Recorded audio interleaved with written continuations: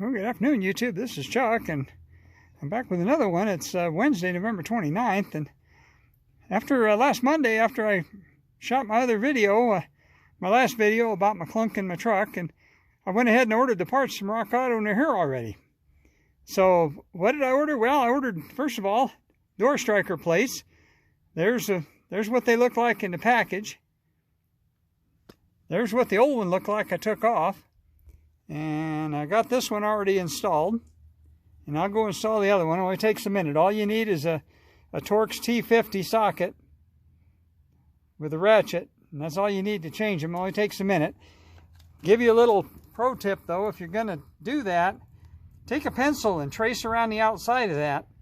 And that way when you put the new one on, you can get it lined up a lot easier. You don't have to fuss with it. With a white truck, of course, that's easier. So what else did I get? Well, this is my, this is the bushing for my axle bushing. This is the thing that went bad and giving me all my clunk. So I got two of them, one for each side. And I got the radius rod bushings as well. This actually is not what they are. This is just the picture that's on the box. So I got those, so I'll change them at the time. The other thing I picked up was I picked up this little motor rad. What's this gadget? It's a radiator cap for a 1943 Chevy. This is going on the museum's old fire truck. I needed one, and Rock Auto had them, so they're less than $3. So when I was ordering my stuff, I went ahead and ordered the stuff for that as well. So this morning when I went to start the old truck, it acted like it was only running on 7 cylinders. And let me tell you a little bit about that. Another little problem. Come around here where you can see the motor.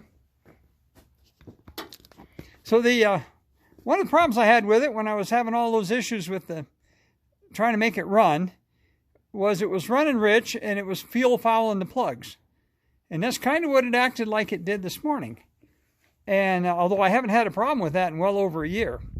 So what I did is after I got back while it was still running, I took my little infrared temperature gauge thing here and I checked each one of the ports on the exhaust manifold to see if any of them were cooler than the rest of them. Well, they were all running about 480 to 500 degrees, except for the last one in the end here on the driver's side. And on the Ford, that's number 8 cylinder. And that one was running about 200 degrees cooler. So that tells me that that might be my cylinder that was missing. So I'm going to pull that plug out and take a look at it and see if it's fuel fouled. And I don't know any way I can do that and still hold the camera. So I'm going to put you on pause here for just a minute, and then I'm going to do that and see what I find. I'll let you know. Okay, I got that plug out. And as you can see, it's dark like that. Looks like it's fuel fouled. All right, so that cylinder, for whatever reason, seems like it's running a little bit rich. So I'm going to go ahead and clean that up and put that back in there. I might pull another one, just see what the other one looks like, an easier one to get to. On these Windsor engines, the plugs are on this side are slanted back toward the rear. And so that makes some things a real booger to get to. And on this particular one, the darn wire didn't even want to come off it. It wanted to live there. And it took me quite a little bit of wrestling match to get it. But there it is. As you can see, it's dark. Looks like it's been fuel fouled. I'll clean that up. And what I'll do is I'll clean it up on the wire brush a little bit. And I'll double check the gap, make sure the gap's right.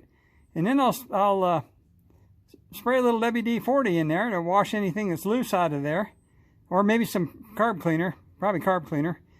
And then I'll use a butane torch for just a little bit and make sure to burn it all out so everything's nice and dry in there. And that'll clean that up good. And then, you know, there's always a possibility the plug itself could be bad.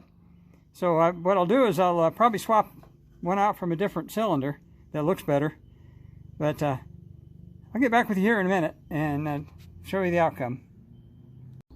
Well, I cleaned up that plug out of number 8 cylinder. That's it right there. And then I pulled the one out of the number 5. And as you can see by that, it shows little evidence of fuel is black. But you notice it's been burning itself clean.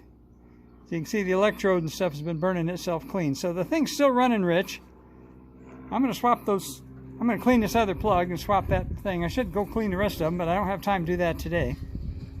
So I'll let me do that right quick like, and I'll get back to you when see if it runs right, and I'll show you that and tell you a little bit more about when I'm going to do the suspension work. Be right back.